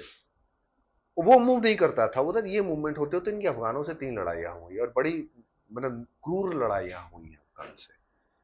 तो ये लैंडमास, इनको पता था हमको ये लैंडमास चाहिए, उनको पाकिस्तान से कोई मतलब नहीं था। जो इंडियन लीडरशिप थी वो इनको कभी भी यहाँ पे, एक यूएवी मिशंस होते थे उसपे, अनमैन्ड एरिया व्हील्स के बाद, उस जमाने में जो आज होते हैं, उस जमाने में एक आदमी प्लेन लेके उड़ता था और वो पूरा सोवियत यूनियन के ऊपर चक्कर काटता था। 10-12 घंटे की फ्लाइट होती थी और जो भी इमेजरी होती थी उस जमाने की, वो जो इंफॉर्मेशन लेता था वो लेकर के आता था। वो पेशावर में मिला उनको, उनको दिया गया वो एयरबेस पेशावर में। गैरी पावर्स करके 59 या 60 के आसपास एक प्लेन मार गिराया सोवियत यूनियन में, और गैरी पावर्स नाम का एक पायलट पकड़ा गया जो उड़ा रहा था। तो क्रूशेव ने उस समय वार्निंग दी थी पाकिस्तान को कि हम तुमको दुनिया के नक्शे से मिटा देंगे अगर ये चलता रहा तो। अगर ये चलता रहा इस तरह से, यहां से ये जो ये प्लेन आते हैं और ऊपर वो करते हैं, उनको पता था कि इंडियन लीडरशिप इतनी नेशनलिस्टिक है। आज आज हम लोग बहुत हल्के से बहुत सारी बातें बोलते हैं उस समय की लीडरशिप में, बट वो लीडरशिप तो नेशनलिस्ट थी, वो ये स्पेस हमको नहीं देने वाली है। तो उनको कहां से स्पेस मिलता, तब चर्चिल एक्टिव हुए। ये स्पेस हमको, ये लैंड मास है जो एकदम घुसता है। वहां सिविलाइजेशंस देखिए, सेंट्रल एशिया सिविलाइजेशन आती है ऊपर से पाकिस्तान को, अगर आप मैप को एक बार सोचिए, पर्शियन सिविलाइजेशन ईरान के फॉर्म में, थोड़ा बहुत बिट ऊपर से घूम करके आता है अरब, जो टर्की के आसपास से वो सिविलाइजेशन आ रही है। इधर से रशियंस आ रहे हैं, सोवियत सिविलाइजेशन, इधर से चाइनीज सिविलाइजेशन, इधर से इंडिया। इतनी सिविलाइजेशंस का एक सेंटर है पाकिस्तान। तो इस सेंटर को छोड़ना, पाकिस्तान को छोड़ना, उस समय की जियोपॉलिटिक्स के हिसाब से बिल्कुल फूलिश था, बेवकूफी थी। वो छोड़ा नहीं जा सकता था, उनको वो जगह चाहिए थी। तो चाहिए कैसी थी, तो मजहब डालो। ये सबसे आसान तरीका है लोगों को लड़वाने में। लड़ाई तो पहले से ही चल रही है, 400-500 साल पहले से ही चल रही है, वो तो बंद नहीं हुई है। बट वो ठीक है, आपस में लड़ भिड़ रहे हैं, मर रहे हैं, वो अपनी जगह है, लेकिन इनको अलग करो। वो जो कॉन्सेप्चुअली उस दिन का वेस्ट का उस समय से शुरू हुआ है ना, वो आज भी खत्म नहीं हुआ है। उनकी निगाह अब चाइना पे है, उनकी निगाह अभी भी उधर, अब हिंदुस्तान भी उभर रहा है। आप स्ट्रेटेजिक ऑटोनॉमी की बात करेंगे और आपको वेस्ट छोड़ देगा। भाई आपने कहा ना स्ट्रेटेजिक ऑटोनॉमी, रशिया के यूक्रेन के वॉर में, कि भाई हम स्ट्रेटेजिक ऑटोनॉमी, हम तेल खरीदेंगे। कैसे छोड़ देगा आपको? वो किसी हालत में नहीं छोड़ सकता है। फिर आपके प्रधानमंत्री एक बहुत पावरफुल लीडर के रूप में इमर्ज किए हैं, ये नहीं टॉलरेट होता है। हम लोग को बड़ा सिंपल लगता है, बट एक्चुअली वो जो वहां का जो डीप स्टेट जिसको कहा जाता है ना, वो नहीं टॉलरेट कर पाता है इतना नेशनलिस्ट होना। सिंगापुर भी बहुत स्ट्रांग, बट सिंगापुर की कितनी बड़ी बिसात है, बहुत बड़ी बिसात नहीं है। तो आपकी बिसात को देखते हुए फिर वो आपको, आप अपने को अलूफ रखोगे तो अच्छा हम बताते हैं, तो अब आपके वक्त हम नहीं है। ये किसी ने कहा भी था, मुझे याद नहीं आ रहा, अमेरिका में किसी ने कहा था, यूरोप में किसी ने कहा था, जयशंकर से, अपने फॉरेन मिनिस्टर से उन्होंने जवाब दिया था कि कैसा लगेगा अगर आपके ऊपर चाइना हमला करे और हम नहीं आए आपके साथ। मतलब आप सीधे गेम चलते रहते हैं, गेम या आइसोलेशन में नहीं होते हैं, आइसोलेशन में देखते हैं। जब उनको सिग्नल मिल जाते हैं ना, भाई ठीक है, कि उनको ये नहीं पता होगा एग्जैक्टली पहलगाम में कुछ होने वाला है, बट ठीक है आप थोड़ा एक्टिव हो जाओ, वो एक्टिव हो। आप स्ट्रेटेजिक ऑटोनॉमी, और देखिए शक्तिशाली बनना है ना, तो कुछ घूसा सहने की ताकत रखनी पड़ेगी। वो बच्चे जो उंगली पकड़ के चलते हैं ना, जीवन भर चल नहीं पाते हैं। तो थोड़ा सहन करिए, थोड़ा बढ़िए। देश के लिए भी मैसेज है कि भाई आप आत्मनिर्भर आपको बनना है। वेस्ट का चेहरा देखेंगे, आज F-35 अमेरिका ऑफर कर रहा है, डोनाल्ड ट्रंप नहीं ऑफर कर रहे थे अभी। अगर आप F-35 में पढ़ते हैं तो अब आपको उसकी चेन देखनी पड़ेगी, सप्लाई चेन, कि आप हमको देंगे कि नहीं देंगे। तेजस जो हमारा डिलेड है, क्योंकि जी इंजन नहीं दे रहा है। क्यों देगा जी इंजन आपको? 62 वॉर के पहले इंडिया ने मिग विमान खरीदे थे सोवियत यूनियन से। माओ ने इशारा कर दिया क्रुश्चेव को कि हमारा कुछ होने वाला है, 3 दिन पहले माओ ने इन्फॉर्म भी कर दिया था क्रूसचेव से। हम आज बहुत सिंपल तरीके से सीखते हैं, हमारा सबसे पुराना दोस्त है, लेकिन दोस्त भी कई बार ना अपनी दोस्ती दिखाया रहता है। वो वेपन्स इंडिया को डिलीवर ही नहीं हुए, डिलेड हो गए 1 साल। तो नक्शल है कि आप निर्भर बनिए, शक्तिशाली बनिए, कुछ नुकसान सही है, कुछ नुकसान दीजिए। सब कुछ आपके हिसाब से नहीं हो सकता है। तो अब आगे क्या आगे क्या होने वाला है या क्या हो सकता है? कि सारा तो हमारा फोकस तो इकोनॉमी पे है, गवर्नमेंट का होना भी चाहिए, क्योंकि देखिए इसमें इसमें डिफेंस का भी बहुत बड़ा फैक्टर आता है बीच में। इकोनॉमी की जितनी ग्रोथ होगी, आपका जीडीपी डिफेंस पे आप केपेबल होंगे। आज 20 ट्रिलियन की अगर इकोनॉमी है चाइना की, डिस्प्यूटेड फिगर है, बट फिर भी हम मान के चलें, उसको डिस्प्यूट में पड़ने से कोई फायदा तो है नहीं। 30 ट्रिलियन की है अमेरिका की, तो ये अगर 2% भी स्पेंड कर रहा है तो बहुत है। हम अगर 6% भी स्पेंड कर रहे हैं 4 का, तो वो नगण्य है। तो पहला तो इकोनॉमी ग्रो करनी ही पड़ेगी इनको, आत्मनिर्भरता की ओर बढ़ना ही पड़ेगा। प्राइवेट सेक्टर इनिशिएटिव ये बहुत ओवर ड्यू था। देखिए गवर्नमेंट इंस्टीट्यूशंस की अपनी लिमिटेशंस हैं, बहुत सारे फैक्टर्स ऐसे आते हैं, चीजें डिलेड है, प्रोक्योरमेंट का सिस्टम रखना है, आप बहुत सारी चीजें इवेल्युएट ही करते रहने में ना दुनिया आगे निकल जाती है। और वो भी जरूरी है, क्योंकि सिस्टम में तो आप फॉलो करना है, नहीं तो फिर दूसरी चीजें होने लगेंगी।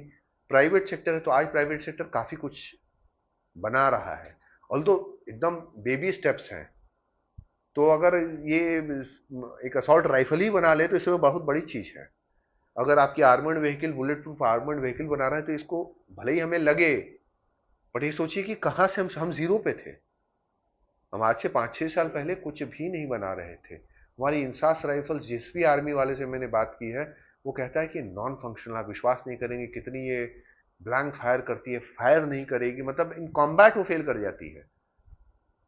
हेलमेट हम यूज करते थे, गौर कीजिएगा, अच्छे 7-8 साल पहले एक इम्प्रोवाइजेशन हुआ था कि स्टील का हल्का सा डाल के पटका बांधते थे। इसलिए अब राष्ट्रीय राइफल्स वालों को खास देखेंगे कि वो एक बड़ा सा ना ग्रीन कलर का यहाँ पटका बांधे रहते हैं, क्योंकि बुलेट प्रूफ हेलमेट्स नहीं थी। तो हम उसको इम्प्रोवाइज करके यहाँ पे, अब उसका उसकी मैन्यूवरेबिलिटी सोचिए उस ऑफिसर की, उस जवान की, सिर्फ एक भारी चीज बांध के वो जा रहा है, क्योंकि उसको हेडशॉट तो, आंख तो खुली रखनी, उसका चारा नहीं, बट ये तो प्रोटेक्ट करना है ना। आज की तारीख में आप हेलमेट देखिए, हम प्रोक्योर ही कर रहे हैं, हम अभी बना नहीं रहे हैं, प्रोक्योर कर रहे हैं, लेकिन ये बहुत छोटी छोटी चीजें हैं, लेकिन डिफेंस में इसको लेकर काफी महत्व है। आत्मनिर्भर बनना है, इकोनॉमी पे बनना है, बाकी जियो पॉलिटिक्स तो चलती रहेगी, मित्र नहीं बनना है। आप जो मित्र बन सकते हैं, जिसको भी मित्र कहा जाए, मित्र इसमें कोई नहीं होता, इसमें सिर्फ इंटरेस्ट होते हैं। मेरा इंटरेस्ट ज्ञानेश्वर जी से है, तो आज ज्ञानेश्वर जी मेरे मित्र, जियो पॉलिटिक्स की बात कर रहा हूँ, अन्यथा मत लीजिएगा। मेरा इंटरेस्ट है तो मैं हूं, और नहीं हो तो मैं, वो तो जियो पॉलिटिक्स का वो रिटर्न अनरिटर्न सिद्धांत ही वही है। शक्ति, शक्ति पूजक पूरी दुनिया है, तो शक्ति पूजा हम कहीं ना कहीं भूल गए थे। शक्ति पूजा की ओर हमको जाना पड़ेगा, चाहे हमारी वो शास्त्र की शक्ति हो, चाहे हमारे शस्त्र की शक्ति हो, इस यूनिवर्सिटी की शक्ति हो। यूथ को जगना पड़ेगा। यूथ एक बहुत बड़ा सेक्शन है जो जिस तरफ जा रहा है, उसको वापस लाना पड़ेगा। अगर वो इस देश को कुछ बनना है तो हर आदमी को वॉरियर बनना पड़ेगा, जिस भी फील्ड में हो वो। आपने कहा ना इंफॉर्मेशन वॉर, इंफॉर्मेशन कलेक्ट करना, रिसर्च करना। एक बहुत अच्छी किताब है, हम देंगे उसको, मतलब लाइब्रेरी में ही है, पाकिस्तान आर्मी का इतिहास है वो किताब पढ़ने लायक किताब है। और उस किताब को विश्वास करेंगे, मैंने जब इशू कराया उसके पहले कोई 2012 में इशू करवाया था, एक ही बार इशू हुई थी वो किताब 2012 में, दूसरी बार 24 में मैंने इशू करवाया। किसी ने मुझको रॉ वाले ने बताया कि उस किताब को पढ़िए। तो इंफॉर्मेशन वॉर, आप इससे पहले कि आपके ऊपर हमला हो, आप इतनी इंफॉर्मेशन, जो मेरा भी प्रयास रहता है, आप लोगों का भी एक तरह से वही प्रयास है, इससे पहले कि एक मिस इंफॉर्मेशन आए या डिस इंफॉर्मेशन आए, let us spread out this information. ठीक है ना, आप जब अपना रिसर्च करें, when you spread it out ना, आप कहीं से भी कुछ आएगा, आप you are the first starter, आपने इंफॉर्मेशन सही डाली है एकदम। अब बाकी जो आएगी ना, वो आप पे पैमाने पे दिखी जाएगी, वे उन्होंने ऐसा कहा था, आप कैसे कह रहे हो। जब वो ब्लैंक रहता है ना, तो जो फर्स्ट मूव कर गया वो जीत गया। इंफॉर्मेशन वॉर है, हर जगह आप है। तो देश को वॉरियर तो बनना है। देखिए वॉरियर हम थे, कहीं कुछ हुआ, अब वो बोलना उचित नहीं होगा कि कहाँ पे क्या हुआ, लोगों को बुरा लग जाता है। अहिंसा भी ना उसी के ऊपर अच्छी लगती है जो हिंसा के लिए तैयार रहता है। Peace always comes from strength. Peace void of strength there is no peace. That is the silence of the graveyard. वो कब्रिस्तान के आप शांति रखना चाहते हैं कि शक्ति की शांति रखना चाहते हैं, ये निर्णय तो हर व्यक्ति को लेना है। सर एक चीज़ ये है कि अभी एक बदलाव पॉलिसी लेवल पे भारत ने लिया है कि जो भी अगला टेररिस्ट एक्ट होगा उसको as a act of war माना जाएगा। तो ये पॉलिसी चेंज होने से भारत के स्ट्रेटजिक मोर्चे पे क्या बदलाव आने की संभावना आपको लग रही है? नहीं, एक्ट ऑफ वॉर जो रहेगा ना, टेररिस्ट एक्ट, देखिए इसको ये मत मान के चलिए कि हर टेररिस्ट एक्ट पे हम एक्ट ऑफ वॉर करेंगे। हमने ये ऑप्शन ओपन रखा है कि अब हम डिसाइड करेंगे कि कब करना है, कहां करना है और कैसे करना है। अब हम आपसे बोलने नहीं आने वाले। देखिए एक चीज तो बहुत अच्छी आप मानिएगा ना कि एक जो नैरेटिव वॉर था, जो एक नैरेटिव वॉर एक दूसरे सेंस में, आज आपसे अमेरिका प्रूफ नहीं मांग रहा है ना। किसी ने आपसे प्रूफ नहीं मांगा।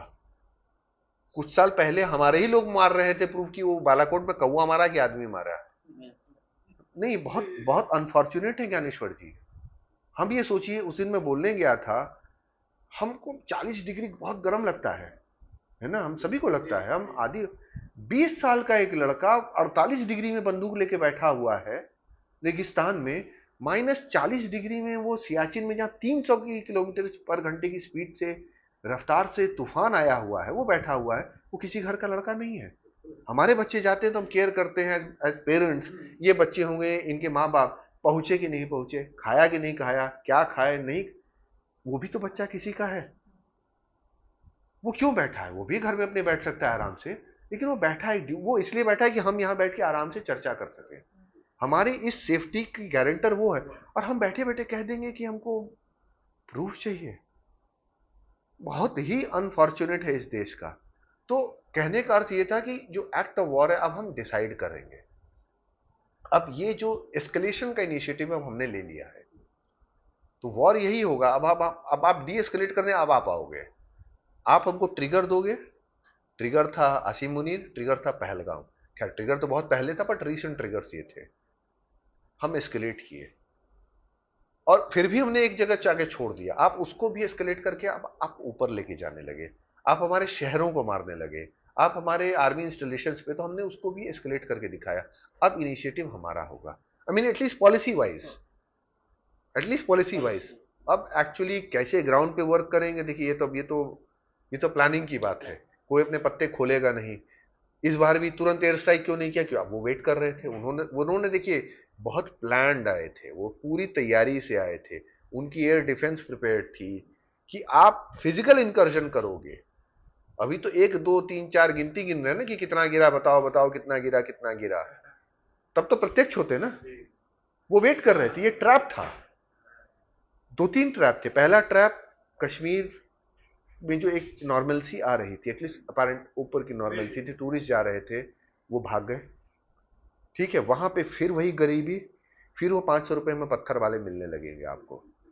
इसीलिए ना पत्थर, कोई शौकिया पत्थर नहीं चलाता है। जिहाद देखिए, पेट में खाना नहीं रहता तो ना जिहाद चलता है ना कुछ चलता है। तो वो पत्थर वाले आपको मिलेंगे। तीसरा, आपने दुनिया को दिखा दिया कि कश्मीर बड़ा अनस्टेबल है और ये हिंदुस्तान जबरदस्ती, इंडिया पाकिस्तान हाइफनेशन हो चुका है, मानना पड़ेगा। ट्रंप साहब ने उसको कर दिया है। इंडिया पाकिस्तान जो हट चुका था, ये वो पा चुके हैं। उन्होंने ट्रैप ले किया था कि आप एक्सपेक्टेड लाइन पर रिएक्ट करेंगे। आप क्या करेंगे? आपने सर्जिकल स्ट्राइक की तो हम बैठे रहेंगे। अगर आप एयर वॉरफेयर करेंगे तो हम बैठे रहेंगे। आपने एक नया डायमेंशन उसको ऐड किया। अब इस नए डायमेंशन थे ना, वो थोड़े चिड़चिड़ाहट में, इसलिए बहुत दिन दूर नहीं कि फिर कुछ होगा। चिड़चिड़ाहट बहुत एक्सट्रीम पे है, और वहीं पे नहीं है, बीजिंग में भी चिड़चिड़ाहट है, अंकारा में भी चिड़चिड़ाहट है। चिड़चिड़ाहट बहुत दूर तक है। तो चिड़चिड़ाहट रहेगी। एक तो वैचारिक चिड़चिड़ाहट है, ऊपर से ये ना एक फेलियर कि मार तो दिया हमने 26, ऊपर से हिंदुस्तान जैसे भारत खड़ा हुआ एग्जेम्पलरी तरीका था। कोई एक लाइन, कॉमन आदमी में एक लाइन उधर, मतलब असदुद्दीन ओवैसी जब बोल रहे तो मेरे लिए वो एक सरप्राइज था। लोग कई बहुत कुछ बोलते हैं, हम भाई वो क्या अंदर है नहीं है इस समय मैटर नहीं कर रहा है। ये आदमी जिस तरह से बोल रहा है, इसको हम सैल्यूट कर रहे हैं। इस तरह से एक मुखर राष्ट्रवादी होकर के बोलना और भारत शब्द का प्रयोग करना, कुछ बहुत ऑप्टिक्स होती है। देखिए, वो भी पॉलिटिकल आदमी है ना, हिंदुस्तान नहीं बोल रहे थे, भारत बोल रहे थे। तो ये चीजें, ये बहुत बड़ा एग्जाम्पल है कि हम लोग उस समय आपस में नहीं लड़े कि हिंदुओं को अलग करके मारा तो मुसलमानों को मारो, ये नहीं हुआ। देश ने बहुत धैर्य रखा, जो हम लोग बात कर रहे थे, देश ने बहुत धैर्य रखा। तो ये धैर्य की भी एक परीक्षा थी और आगे भी होती रहेगी, इसके लिए आप निश्चिंत रहिए। क्योंकि आप सारे मतलब दुनिया में कोई देश ऐसा नहीं है, आतंकवादी को एक मौका चाहिए स्लिप करने का, एक मौका। वो विकेट कीपर होता है ना बेचारा, 100 अच्छा कैच पकड़ता है, कोई नहीं बोलता, एक छूट जाता है, वो जीवन भर उसी कैच को लेकर के वो उसी पे चलता रहता है कि इन्होंने छोड़ा था। होगा आप एस्केलेट करने का। सर, एक इतिहास के झरोखे से एक और सवाल, हम लोग फिर से पीछे जाते हैं। हम लोग ये देखते हैं कि जब कोल्ड वॉर चल रहा था, जब भारत नया नया आज़ाद हुआ था, तो सर नाटो बन चुका था और इस पूरे रीजन में सीटू सेंटू का अपना एक पॉलिटिक्स चल रहा था। तो भारत ने जो पॉलिसी अपनाई नैम की, जिसके कि मुख्य प्रोपोगेटर अपने यहाँ के प्रधानमंत्री भी थे जवाहरलाल नेहरू, उससे भारत को कितना फायदा हुआ? क्या वो पॉलिसी भारत के स्ट्रेटेजिक जो एडवांटेज होने चाहिए थे वहाँ पर कहीं बाधा बन के आई, या फिर उससे हम लोगों को कुछ ज़्यादा फायदे हुए? अगर हम लोग यहाँ बैठ के उस पॉलिसीज को थोड़ा हाइंडसाइट एनालिसिस में करें। देखिए, आज की तारीख में इतिहास के हिसाब से देखिए तो मेरे हिसाब से फायदा तो नहीं हुआ। नेहरू जी को बहुत विश्वास था इस चीज पे कि कठिन समय आएगा। जैसे अभी भी एक चर्चा चल रही थी ग्लोबल साउथ की, उस तरह भी उस समय भी दूसरे टाइप की चर्चा थी कि लोग मेरे लिए मदद के लिए आएंगे, लोग रहेंगे, हम साथ रहेंगे, इकट्ठे रहेंगे, क्योंकि हम कॉलोनियल पावर से आजाद हुए। वो आज़ाद हो रहे हैं, अब सब स्वतंत्र हो रहे हैं, तो एक रहेंगे। पर दुनिया में ऐसी चलती नहीं है, वो बहुत सिंपलिस्टिक तरीका होता है समझने का। और एक और कारण, इतिहास में ही जाइए, जब आप चाणक्य को नहीं पढ़िएगा, चाणक्य को अगर किनारे कर दीजिएगा, आप स्ट्रेटेजी को समझने का प्रयास नहीं कीजिएगा, तो गलतियां होंगी। गलतियां, आप हर चीज को सिंपल ब्लैक एंड व्हाइट में मत समझिए। जब 62 में लड़ाई हुई तो आपके पक्ष में कोई नहीं खड़ा था, और खड़ा भी था तो अब अफ्रीका का कोई देश आपके समर्थन में एक स्टेटमेंट इशू करने से आपकी समस्या कम नहीं होती जा रही है ना। तो वो स्ट्रेटेजिकली, लेकिन अब आपके पास, आपने भाई आपको ज्वाइन नहीं करना था, क्योंकि स्ट्रेटेजिक इकोनॉमी कहीं ना कहीं थॉट प्रोसेस तो हिंदुस्तान का पुरानी सभ्यता है ना। आप 300 साल पुराने अमेरिका से और 30,000 साल पुराने भारत से अब आप अगर कंपैरिजन करिएगा, 30,000 तो नहीं होगा खैर, मतलब ह्यूमन सी शायद उतने दिन पे नहीं होंगे, बट जितने साल भी होंगे तो उनसे कंपेयर करना उचित नहीं होगा। तो आप कैसे उनके अंडर में, उसमें तो सीएटो सेंटो, मैं पाकिस्तान में उस समय भी बेचा था, उस समय कहा कि हम एंटी कम्युनिस्ट हैं। और दैट्स वाई उसका फायदा उसको आज तक मिल रहा है, उसका पार्ट होने नहीं, का सर। पार्ट होने का तो वो तो अब एक्सटिंक्ट हो गई वो सारी चीजें। उसको पार्ट सिर्फ अपनी ज्योग्राफी का मिल रहा है, उसको फायदा ज्योग्राफी का मिल रहा है। सीएटो सेंटो तो कब का भूल के अमेरिका जा चुका, कहाँ कम्युनिज्म, कुछ भी तो बचा नहीं ना, वो उसी जमाने में खत्म हो चुका था। अगर आप देखिए सचमुच तो किसी जमाने में खत्म हो चुका था। अब नेटो वर्सेस वार्सा हो गया था। सीएटो सेंटो तो ऐसे ही मतलब चिटपुट लोगों को कुछ हाँ, इधर कुछ टुकड़े देने के लिए था एकदम। बिल्कुल सर, इधर साउथ फायदा उसको साउथ एशिया और सेंट्रल मिलिट्री का, एशिया में। और वो उस समय भी ब्लैकमेल करता था हिंदुस्तान को लेकर, क्योंकि इंडिया नैम की तरफ था और नैम वाले थे जो अमेरिका के विरोध में रहते थे, तो उनको कहीं ना एक हिंदुस्तान को लेकर के, मतलब क्या कहेंगे, इरिटेशन का भाव तो था। इसलिए और जल्दी वो पाकिस्तान के समर्थन में खड़े रहते थे। बट मेन पार्ट उसका ना उसकी जियोग्राफी है। सब सर, जैसे रशिया ने यूक्रेन के खिलाफ जब युद्ध उसमें किया, तो उन्होंने सबसे पहले अपनी न्यूक्लियर डॉक्ट्राइन चेंज की थी कि अगर यूक्रेन की सहायता कोई न्यूक्लियर पावर्ड कंट्री करता है तो हम भी न्यूक्लियर का ऑप्शन लेंगे। तो आपको क्या लगता है कि इंडिया को अपना न्यूक्लियर डॉक्ट्राइन चेंज करके उसको फर्स्ट यूज पॉलिसी में लाना चाहिए, जिसकी वजह से पाकिस्तान हमेशा एक हमेशा एक्टिवेटेड फॉर्म में रहे, ताकि उसका बहुत सारा पैसा भी इसमें जाता रहे और उसकी जनता और परेशान होगी? तो क्या हम ये रास्ता अपना ये सकते बताइए, डॉक्ट्राइन कहाँ कोडिफाइड है? हम? ये सिंपली डिक्लेरेशंस है। हाँ, कि हम फर्स्ट यूज नहीं डिक्लेरेशंस है। कर सकते। हम फर्स्ट यूज नहीं कर सकते तो कर भी सकते हैं। ये ऑप्शन तो हाथ देखिए, पॉलिटिशियंस और ये स्ट्रेटेजिस्ट का काम होता है ना कि हमने बोला एक चीज कि हम नहीं करेंगे। ये मतलब हमने कोई ऐसी मतलब कसम नहीं खा ली कि सौगंध नहीं ले ली है कि हम करेंगे, तो हमको वो ऑप्शंस तो हमेशा खुले रहे। एज जिम्मेदार देश के तौर पे, एक राष्ट्र के तौर पे आपकी ये जिम्मेदारी बनती भी है कि आप इररिस्पॉन्सिबल बातें न करें, गैर जिम्मेदाराना बाकी जो पाकिस्तान करता है। दुनिया का लाफिंग स्टॉक है जो अपने बारे में बोले। क्यों लंदन में जाते हैं तो इंडियन रेस्टोरेंट करके खोलते, क्यों नहीं पाकिस्तानी रेस्टोरेंट खोल देते हैं? क्यों बांग्लादेशी जा रहा है लंदन में तो इंडियन रेस्टोरेंट करके खोल रहा है, इंडियन करी है तो बांग्लादेशी, तुम मानो ना अपनी आइडेंटिटी, क्यों नहीं मान रहे हो? तो ये इरिटेशन हमको उस लेवल पे जाना ही नहीं है। मतलब ये मेरा विचार है कि हमको अपने आप को ना उनसे अलग तो करना पड़ेगा। अगर आप उनमें उलझ जाओगे ना तो आप तालिबान बनने में देर नहीं लगेगी आपको, क्योंकि जब जहां आप उन चीजों को लेकर के हम डेवलपमेंट की बात करते हैं ना, डेवलपमेंट बहुत बड़ा एक सब्जेक्ट होता है। खाली डेवलपमेंट इकोनॉमी का, साइंस का नहीं, इंडिविजुअल्स का डेवलपमेंट होता है कि हम अपने आप कैसे ग्रो कर रहे हैं। जब आप ग्रो करना शुरू करेंगे तो ये चीजें बहुत नगण्य होती चली जाएंगी। फर्स्ट यूज पॉलिसी एक ठीक है, एक स्टेटेड पॉलिसी है, पर वो संविधान का ऐसा नहीं, उसके सुप्रीम कोर्ट में कोई पीआईएल भी नहीं फाइल करेगा आपको क्योंकि आपने क्यों चलाया। अगर अगर इफ पुश कम्स टू शव, जिसमें कहा जाता है कि अगर वैसी परिस्थिति आ गई तो आपके पास ऑप्शन हमेशा खुले। बट वो ऐसी लड़ाई है कि जिसको एम्बिगुअस जिसको कहा जाता है ना, कि लोगों को कंफ्यूजन में रखना सबसे अच्छी चीज है। कुछ चीजों को जीवन में कंफ्यूजन में छोड़ देना चाहिए। हमें पता है ना हमें क्या करना है, हमारा जो विरोधी है, प्रतिद्वंदी, उसको कंफ्यूजन में रहने दो अभी। वो तो ऐसे ही खर्च कर रहा है, उसके बाद को फील्ड मार्शल बन गए, खुद ही को फील्ड मार्शल बना लिया, हमने हम ही को फील्ड मार्शल बना लिया। अब इसके बाद क्या कहा जाए ऐसी सोच को कि हम एक युद्ध में, एक तो युद्ध होना ही नहीं चाहिए था इतना भी, इसकी कोई जरूरत नहीं थी। आप अपने रास्ते थे, हम अपने रास्ते थे, शुरू से ही चला आ रहा है। 77 से करीब करीब जो मेजर शुरू हुआ है 77 से शुरू हुआ है, ये चला ही आ रहा है। कहते 1000 कट्स अपने शरीर पे कट करते चले जा रहे हैं। न इमरान खान जेल में अब हो रहा है कि इमरान खान को जेल से छोड़ा जाएगा। अरे जेल में ही क्यों है? और ये नहीं कि वो आ जाएंगे तो कुछ भला है, उनका दूसरा नाम तालिबान खान है। तो आप किससे डील कर रहे हैं? पढ़ाई लिखाई का डिस्कोर्स नीचे जा चुका है। हमें जैसे कह रहे थे ना सर कि हमें क्या करना है, पढ़ाई लिखाई, हमारी सबसे बड़ी स्ट्रेंथ हमारी एजुकेशन है, हमारा नॉलेज सिस्टम जो है, इसको हम कितना और इंप्रूव कर सकते हैं, कितना स्ट्रांग कर सकते हैं, ये बहुत जरूरी है। आप मतलब आत्मनिर्भर कैसे बनोगे? जब पढ़ोगे लिखोगे टेक्नोलॉजी की ओर फोकस करोगे तब ना। ये सब बातें जो इनसे उलझने के लिए वो फौज उनको अच्छे से संभाल लेगी। आप देश एक होके रहिए, एडवांसमेंट की ओर बढ़िए, बाकी फौज को करने दीजिए, उनका सपोर्ट रखिए कि हम आपके साथ हैं।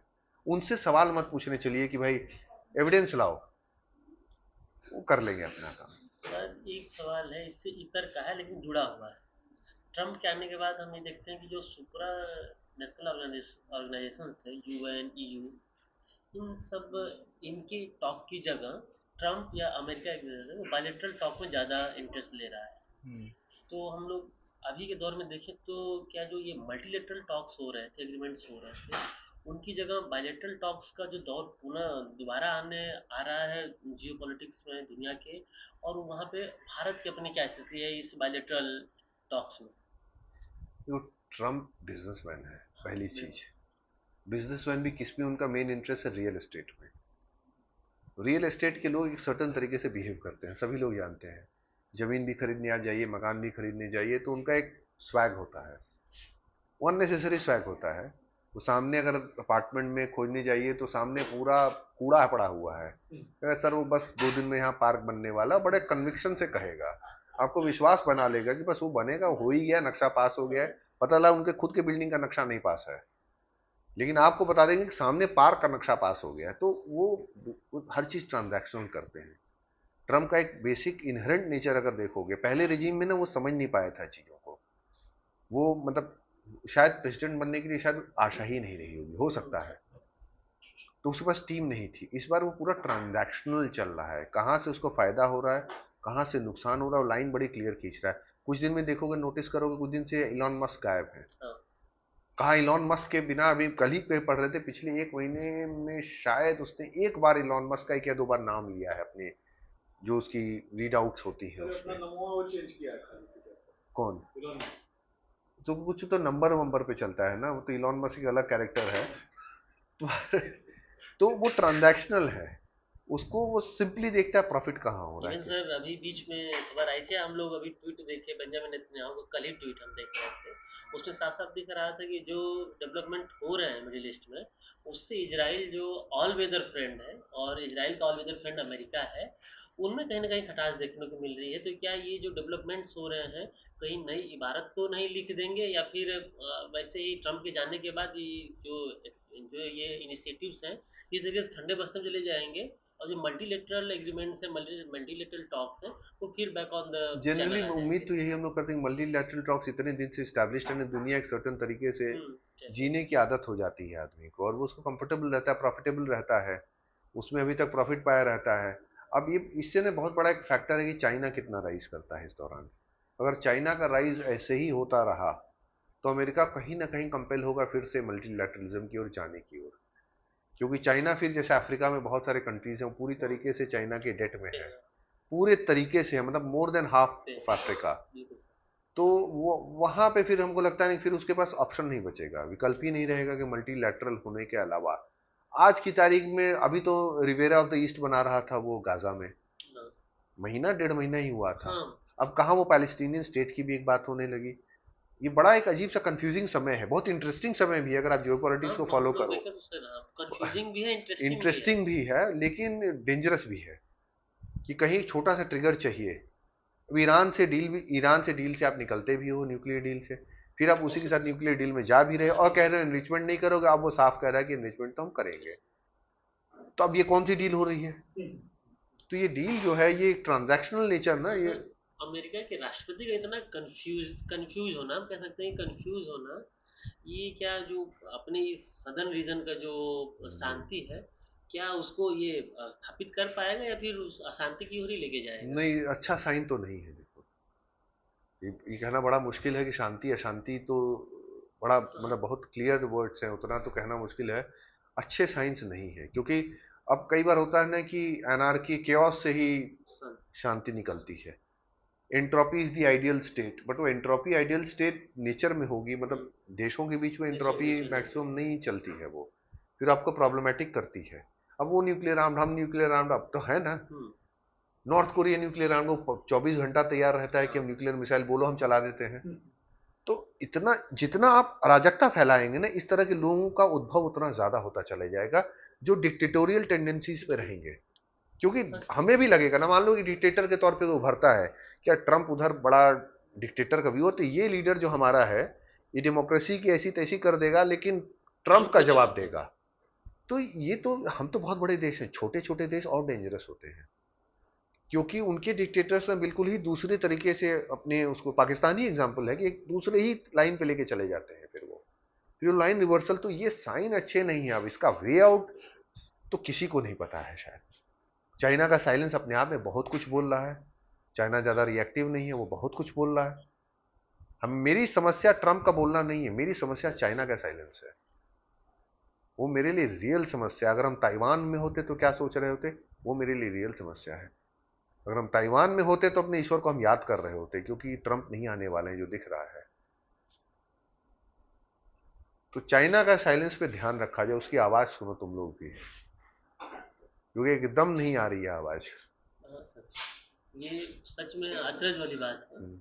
इतना कुछ हो रहा है, चाइना की आवाज नहीं और है। चाइना की जो प्रोपेगेंडा मशीनरी है, मुझे लगता है कि अमेरिका के बाद ये कह रहे पूरे वर्ल्ड में एक जानी मानी नहीं, चाइना की मशीनरी है। प्रोपेगेंडा मशीनरी अमेरिका से ताकतवर इसलिए है कि अमेरिका में प्रोटेस्ट करने वाले हैं, आपको काउंटर करने वाले हैं। आप अगर झूठ बोलेंगे तो दूसरा खड़ा होकर डेमोक्रेट बोलने लगेगा कि नहीं रिपब्लिकन झूठ बोल रहा है, रिपब्लिकन बोले तो ये वाइसी वर्सा है।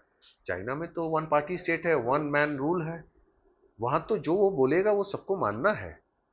तो उसका प्रोपेगेंडा, अब अरुणाचल को कोई नाम दे देना, ये डेंजरस टेंडेंसी। हल्की चीजें हम कहते हैं कि नाम दे दिया, नाम देना नहीं होगा, धीरे धीरे उस प्रोपेगेंडा को इस लेवल पे लेके आएगा ना कि अरुणाचल को लोग उसी नाम से जानने लगेंगे, अगर आप काउंटर नहीं करेंगे टाइम से तो। और हम लोग ऐसा लग रहा है कि उसमें पिछड़ रहे हैं। हम कितने फ्रंट पे लड़े वाली बात हो गई है ना, हमारे पास है साधन सीमित। आपको पाकिस्तान से उलझा दिया, जो उसका पुराना गेम है पाकिस्तान से उलझाओ, आपको पाकिस्तान से उलझा दिया, आपकी मजबूरी है। आप पहलगाम को बिना जवाब दिए, डेमोक्रेसी में कोई लीडर रह नहीं सकता था, वो उसको करना ही करना था, जिसकी स्टेटेड पॉलिसी पहले से थी वो करना ही था, उसको उलझा दिया उसने। अब आप तब तक, जब तक आप एक रियल टाइम चीजें होती है ना, रियल टाइम चीज में जब तक आप वापस आओगे तब तक वो गेम को कहीं और पलटा देगा। सर आप जैसे देख रहे हैं कि अभी इंडिया बहुत ही संभावित, हमें लग रहा है कि थ्री फ्रंट वॉर में हम उलझ सकते हैं, और चाइना चाहता भी है कहीं ना कहीं से। तो आपको क्या लगता है कि जब ऐसी सिचुएशन आएगी तो हमें ग्लोबल टाइज की तो ज़रूरत पड़ेगी ही पड़ेगी उस वक्त? तो उस वक्त हमारे साथ कौन रहेगा कौन नहीं रहेगा यह क्यों हमें आपके सब साथ उधर। कोई आएगा? आप में ऐसा क्या है कि आपके साथ कोई आए? अगर मेरा इनसे झगड़ा होगा तो आप क्यों आओगे? तो एक साउथ ईस्ट एशिया की पूरी बात है, एक पावर है इंडिया की, उसे बचाने के लिए इन केस अगर फिर वही बात दुनिया इंटरेस्ट पे आती है, फिर वही कहेंगे। इसीलिए अगर आप स्ट्रांग रहेंगे, आप स्ट्रेंथ की ओर जाते रहेंगे तो लोग आपके साथ आएंगे, लोग अपील करेंगे। आपने कोविड वैक्सीन में कोविड मैत्री वाला किया ना, तो लोग आपके बारे में अच्छा बोलना शुरू किए, क्योंकि इंटरेस्ट है उनके। कोई आपके लिए ऐसे ही निस्वार्थ दुनिया में नहीं बोले जाए। जियो पॉलिटिक्स निस्वार्थ विषय नहीं है। खैर कोई भी विषय निस्वार्थ नहीं रहता है, बट जियो पॉलिटिक्स तो बिल्कुल कट थ्रोट बिजनेस है। या तो हम रहेंगे या आप रहेंगे। और ये जितनी दुनिया बढ़ती जाएगी, जनसंख्या बढ़ती चली जाएगी, क्लाइमेट चेंज होता चला जाएगा, लैंड मास कम होता चला जाएगा, लैंड की रिक्वायरमेंट बढ़ती चली जाएगी। देखो दुनिया से किस तरह रिलेटेड है, तब आप उसको जियोपॉलिटिक्स से रिलेट करो तो देखो कि ये संघर्ष बढ़ते चले जाएंगे, ये रुकने वाले नहीं। कभी मजहब के नाम पे होंगे, कभी ट्रेड के नाम पे होंगे, कभी टैरिफ के नाम पे होंगे, ये संघर्ष चलते चले जाएंगे। इसलिए आपके पास एक ही ऑप्शन है कि अपने आप को जितनी जल्दी, जितनी आगे बढ़ सकते हो, जितने आगे बढ़ सकते हो, जो भी तरीके हो सकते हैं। हमारी डायस्पोरा बड़ी साइलेंट रहती है, हमारी डायस्पोरा को थोड़ा एक्टिव होना पड़ेगा। जूइश जो हम बोलते हैं इसराइल को, जूइश डायस्पोरा कंट्रोल करती है यूएस की पॉलिटिक्स को, उनकी फंडिंग को, उनकी लॉबिंग को। हमारी इतनी स्ट्रांग डायस्पोरा इतनी साइलेंस क्यों रहती है? क्या सिर्फ हम स्वार्थ के लिए? एक कैनेडियन, मेरी टॉपिक की बात हो रही थी, एक पाकिस्तानी है जो कनाडा में, उनका मैं इंटरव्यू कर रहा था, बहुत pro India, in fact anti Pakistan है वो जो रिजीम है उसके। वो कह रहे थे कि आपके यहाँ तो लोग आते हैं, सिर्फ पीएम आएंगे या कोई भी आएगा सिर्फ फोटो खिंचाएंगे चले जाएंगे, कहीं पे कोई कॉन्टेस्ट ही नहीं करना है किसी चीज को। जब आप कॉन्टेस्ट नहीं करोगे तो वो स्पेस फ्री होती चली जा रही है ना। इतनी बड़ी इंडियन डायस्पोरा अमेरिका में रह करके देश के किस काम आ रही है? तो आप डॉलर भेजना तो एक एस्पेक्ट है ना, वो तो अब तो सोसाइटी जैसी होती चली जा रही है कि शायद वो डॉलर भी अब नहीं आते हैं, क्योंकि पेरेंट्स से ही इतने दूर हो गए हैं, तो वो क्यों उन्हीं को ना भेजते थे डॉलर, अब भेजेंगे ही नहीं। अब वो कहेंगे हमारे खर्चे बढ़ चुके हैं, हम आपको कहां भेजें। इसलिए कह रहे हैं कि इंडियन डायस्पोरा का बहुत बड़ा रोल है। आप before looking to South East Asia कि इंडोनेशिया मेरी मदद करेगा कि नहीं, फिलीपींस मदद करेगा नहीं, सूरीनाम मदद करेगा कि नहीं, आप ये पूछो कि जो भारतीय बाहर रह रहे हैं वो आपकी मदद करेंगे? पहले उनसे प्रश्न होने चाहिए। सिर्फ आप यहां से पढ़ाई लिखाई करके जा करके, सिर्फ आप कमा करके ग्रीन कार्ड होल्डर और वॉट एवर, आपने अपनी मेहनत से किया, हम ये नहीं कह रहे कि हम मेरी मेहनत से किया आपने, पर देश का योगदान है और देश को आपको रीपे करना होता है, हर हाल में करना होता है। और इस पूरे उसमें मुझे थोड़ी निराशा हुई कि हमारा डायस्पोरा और एक्टिव हो सकता था। कुछ लोग लंदन इकट्ठा होते हैं, कुछ लोग वॉशिंगटन, बट बहुत गिने चुने लोग हैं, खालिस्तानी उनको आउट नंबर कर दे रहे हैं। और वो मेरा कहना है कि आपसे कि नहीं, उनको इकट्ठा होने की जरूरत भी नहीं है। लॉबिंग फर्म है बहुत अमेरिका में, वो आपको इकट्ठा भी नहीं होना, वो लॉबिंग फर्म्स इतना आपके लिए करती है। जूइश इकट्ठे होते हैं क्या देने? कुछ होते हैं, कभी सिंबॉलिक किया चले गए। लॉबिंग फर्म्स काम करती हैं और वो डायस्पोरा फंड करता है, स्पॉन्सर करता है। तो मल्टी फ्रंट है। देखो जब कहते हो ना मल्टी फ्रंट, तो ये स्ट्रगल मल्टी फ्रंट है, इसको वैसे देखा जाए।